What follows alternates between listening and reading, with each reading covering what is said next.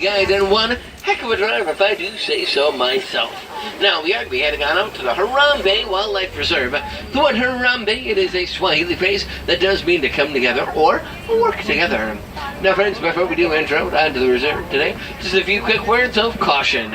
Any of you with any loose articles, such as cameras, video cameras, cell phones, hats, or sunglasses, y'all might want to keep a tight hold onto those. We're going to be going over some pretty rough trails up ahead. I also must ask that everyone please remain completely seated at all times. Small children may sit on the laps of an adult. Keyword there, my friends, it is the word sit.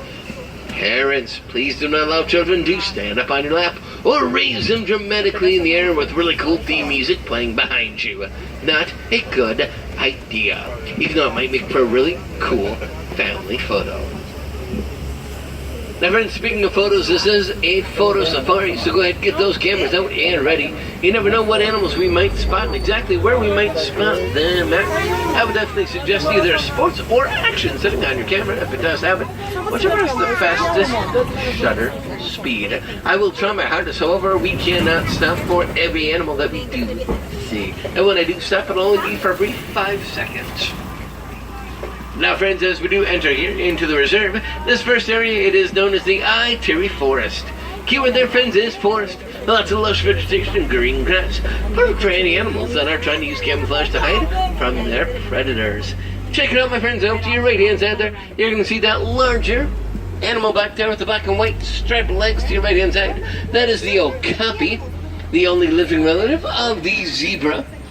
Of the giraffe. We know this because the okapi's long legs, long dark-colored tongue, and skull structure most likely resembles that of the giraffe.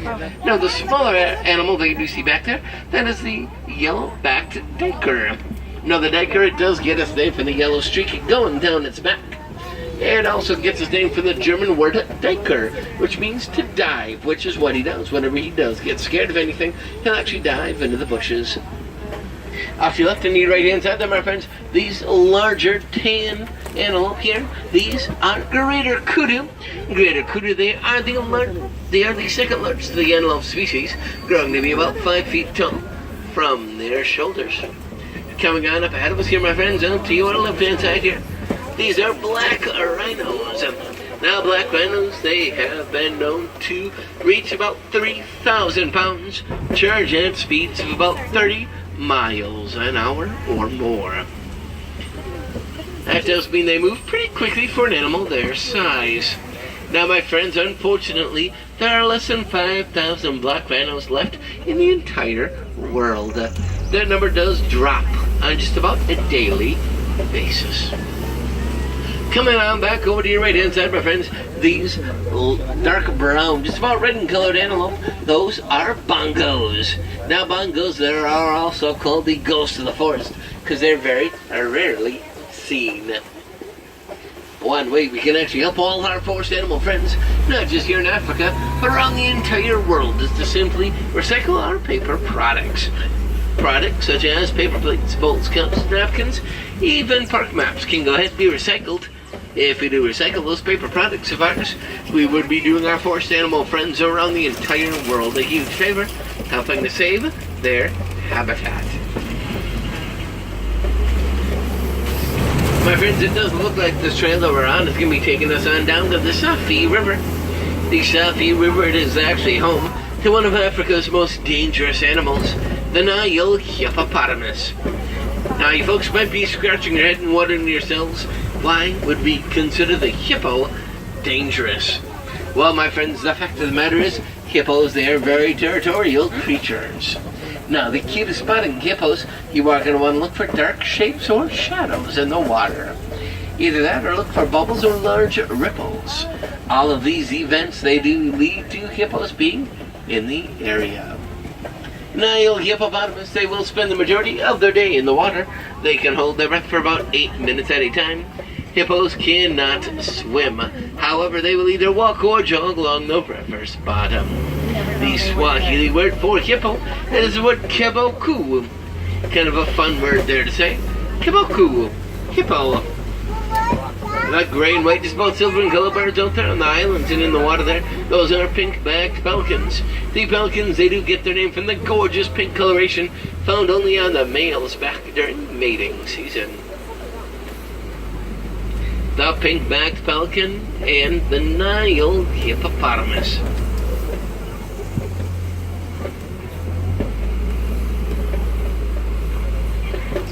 My friends, up ahead of us, it does look like we are getting ready to cross over Croc Bridge. If you call this here Croc Bridge, folks, for pretty obvious reasons. Take a look to your left-hand side there, my friends. These are Nile crocodile. Nile crocodile, they can grow an average of about 16 feet in length, weigh in at about 500 pounds, making them one of the largest of any crocodile species. Nile crocodile, they have been known to attack animals larger than themselves, such as zebra and wildebeest. However, the staple to the crocodile's diet, fish. The most readily available, the easiest to catch, fish. My friends, we are now getting ready to move our adventure hero onto the savannah. Now, the savannah, it does serve as Africa's superhighway for animals.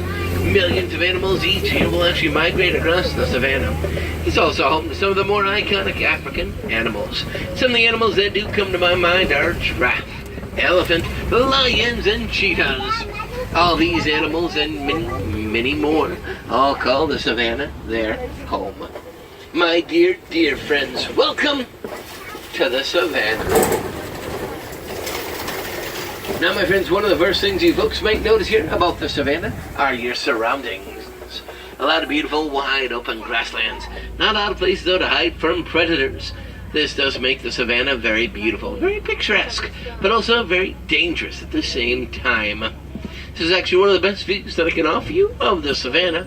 From up here, you can actually see for miles and miles. Very beautiful, but dangerous indeed is the savannah.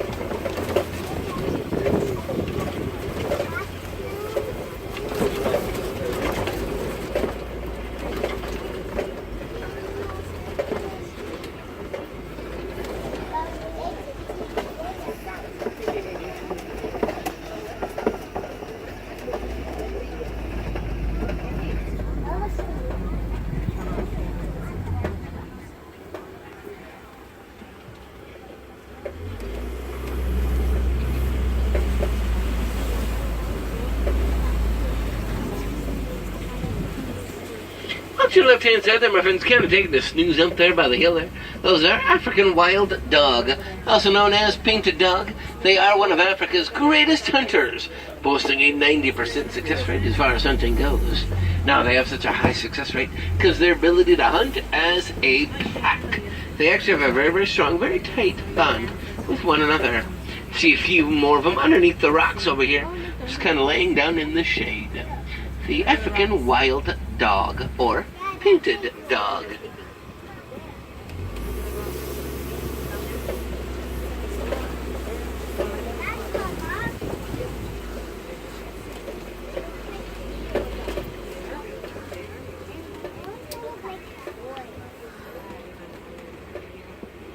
Coming on up ahead of us, my friends, both off to your right and to your left-hand side, these are termite mounds. Now, termite mounds, they are very, very tall indeed. They are primarily made of dung, saliva, dirt, and clay. They can get to be as hard as concrete. Many animals will actually use them as scratching posts. They'll actually come on up and rub up against the termite mounds, wearing the termite mounds down slowly but surely. After the termite mounds do get a bit shorter, some of the smaller animals will actually use termite mounds as lookout posts. Now, keep an eye out for any predators that just may be in the area.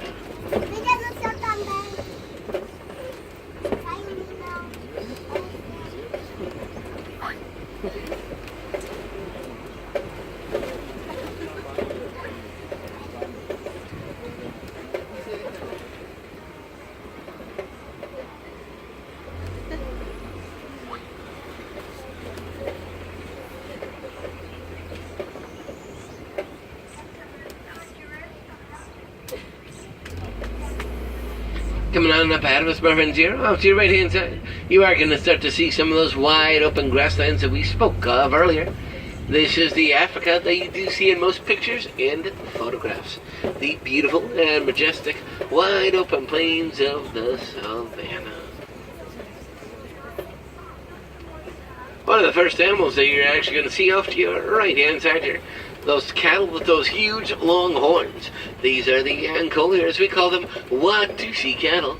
Named after the Watusi tribe that first domesticated the cattle here in Africa. Those huge horns, believe it or not, are actually very lightweight. They are hollow with the honeycomb-shaped center. Blood will actually flow through the horns, helps to keep the cattle a little bit cooler during the day. Think about it, if you would, like the cattle's very own personal air conditioning unit. The Ankole or Watusi cattle are actually seen as a sign of wealth here in Africa. If you do own a herd of Watusi cattle, you're actually seen as a fairly wealthy person or as a wealthy family. The Ankole or Watusi cattle.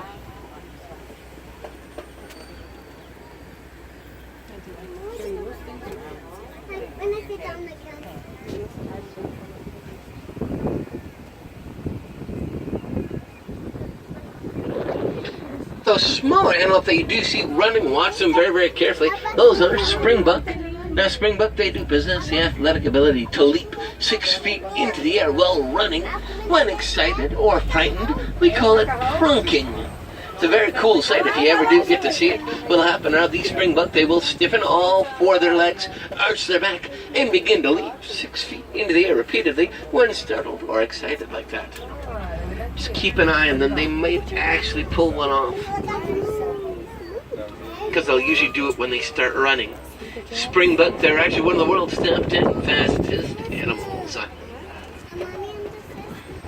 These larger gray animals, these are white-bearded wildebeest. Wildebeest, they are one of the more heavier traveled of the animals out here on the savannah, spending the majority of their day migrating from grassland to grassland. Also called the New, spelled G-N-U, because of the low grunting noise that they've been known to make. Also off to your right-hand side, these are the Maasai giraffe. Now we know that these are the Maasai giraffe because of that coat pattern of theirs. It's a very unusual coat pattern, very rough around the edges. Looks like somebody came up to them and just like spilt brown paint onto them. Giraffe, they are one of the world's top 10. One of the world's tallest animals. Their tongues can be as long as an adult human's elbow to your fingertips. It does make for a very long tongue indeed. The Swahili word for giraffe, that is the word twika. T-W-I-T-A, twika. Now a group of giraffes such as this is actually called a tower. Go figure. A tower of giraffe. I guess that actually makes sense when you think about it a little bit. A few more springbuck off to your left-hand side there. You can actually get a little bit of a better look. Kind of cute little guys. Now, my friends, I do have 2 goals for today's safari. My first goal is actually to bring you folks out into the heart of elephant territory. My second goal is actually to bring you folks through one of my favorite areas of the entire reserve. Now, we are making pretty decent time right now, my friends. So both those goals, they are pretty realistic goals. As we do around the bend, my friends, take a look off to your right-hand side. We might be able to get a little bit of a better look around the corner. That is a male or bull African elephant.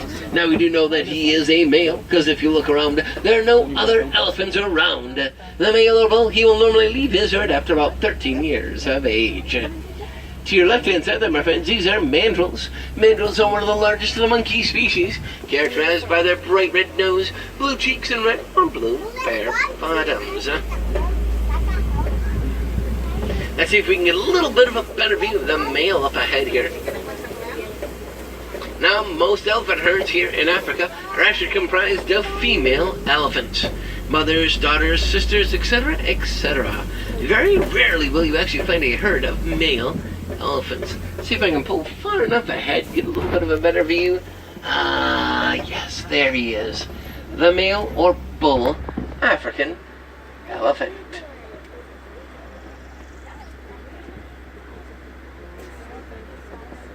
Now, my friends, we are going to be continuing deeper into elephant territory. I do know of a certain watering hole up ahead that many elephants, they do tend to congregate around on gorgeous days like today.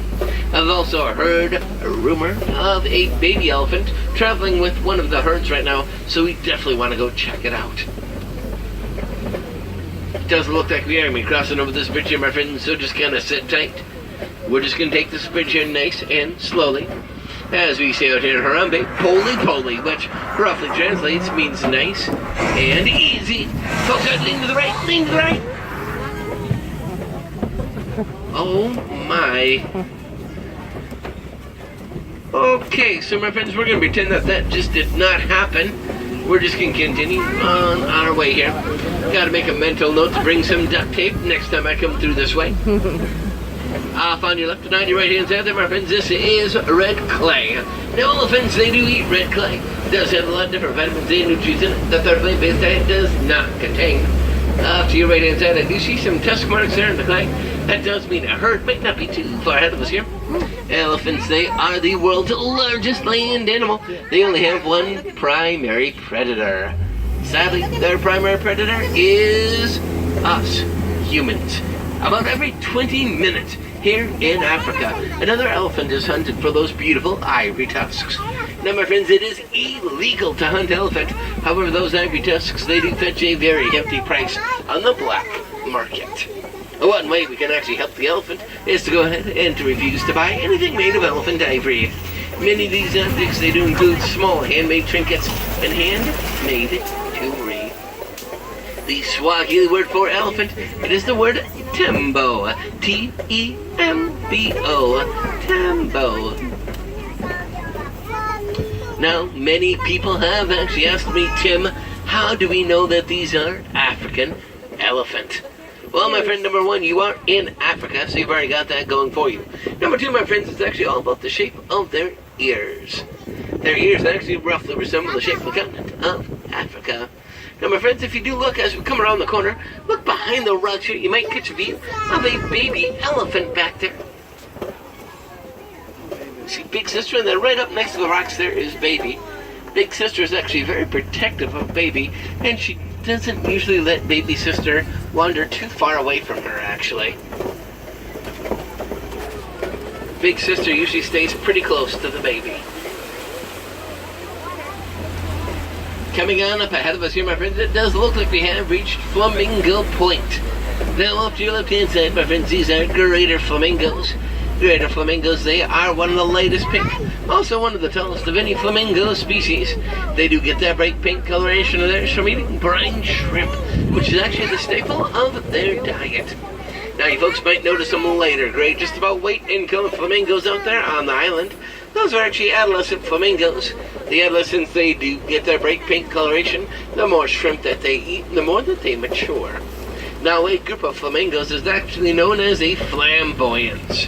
Yes, my friends, a flamboyance of flamingos. My friends, we are actually inching closer and closer to one of my favorite areas on the entire reserve. I hope you folks don't mind if I get just a little excited about this, my friends.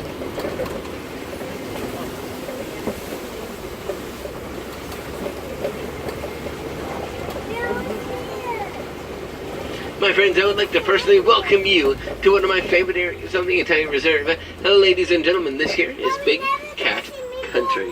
Off to your right hand side there, my friends, kind of up there in the shadier areas by the trees, those are white rhinos. White rhinos, they can weigh in at about 5,000 pounds. Both black and white rhinos, they are hunted for those horns of theirs. Those horns, however, are actually made of the same thing that your fingernails and hair are made out of: keratin. Sadly, there are less than 200 white rhinos left in the world today. The white rhinos.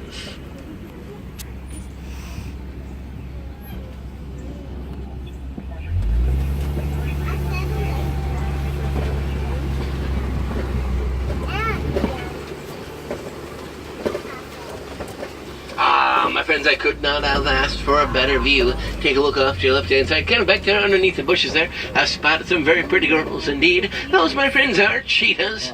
Cheetahs, they are the world's fastest land animal, running at speeds about 70 to 75 miles an hour. They are the only big cats to hunt during the day. Cheetahs are also the only big cats that do not have fully retractable claws, meaning that those claws of theirs do stay partially out at all times. Think about it if you would, like sports athletes' cleats. Now, my friends, we do consider cheetahs a lesser cat. We say this because cheetahs do not roar. No, actually, they'll emit a high-pitched squeaking sound. Now, coming on up ahead of us, my friends, this large rock formation here is known as a kopie. Look towards the front of the kopie there. I have spotted a male African lion. We should be able to get a little bit of a better view as we do round the bend here. Lions, they are a nocturnal animal. This does mean that they do spend the majority of their day sleeping and just kind of lounging around. They do become a lot more active at night. This is when the females, they will actually go off and do all the hunting, while the males will actually stay behind to watch over the pride. Now, the Swahili word for lion, it is the word Simba. S-I-M-B-A. Simba. Lions, they are the only big cats to have padded paws, just like your domesticated house pets do. The padded paws of the lion help them to sneak up on their prey. It also does help to protect their paws from stepping on sharp sticks or thorns. The mighty king of the jungle, the apex predator, the lions, or as we call them, Simba.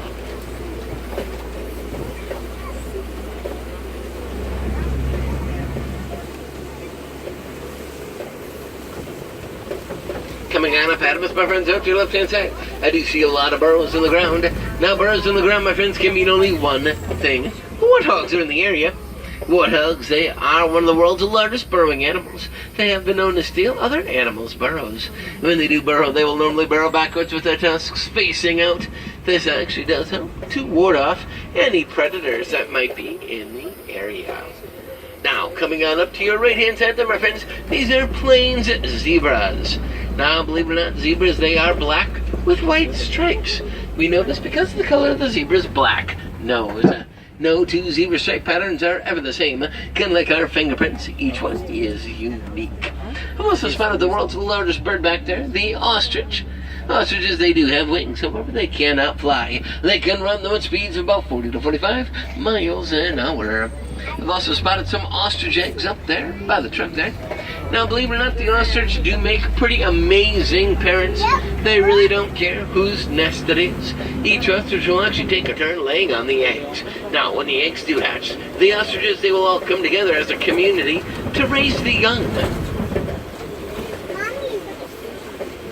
My friends, we are now entering into one of the newer areas of the reserve.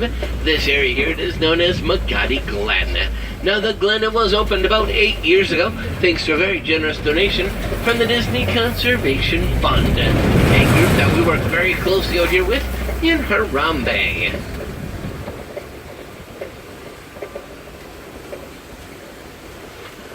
My friends, very cool indeed. Check it out to your right-hand side.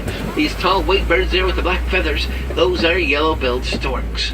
Now, yellow-billed storks, they are a carnivorous bird. They will eat anything from insects, fish, reptiles, even other birds. Their rule of thumb is if it fits in their beak, yep, they're going to eat it. Not a very picky eater at all. My friends, unfortunately, these gates up in front of us here, they do mark the end of our journey together. I hope that you folks have enjoyed your safari throughout the Harambe Wildlife Reserve.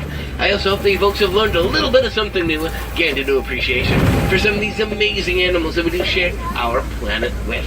Oh, once again there, ladies and gentlemen, my name is Tim. It's been my honor and absolute pleasure being your safari guide today and sharing my world with you. Now, my friends, unfortunately, many of the animals that we did see together today are either threatened, endangered, or on the brink of extinction.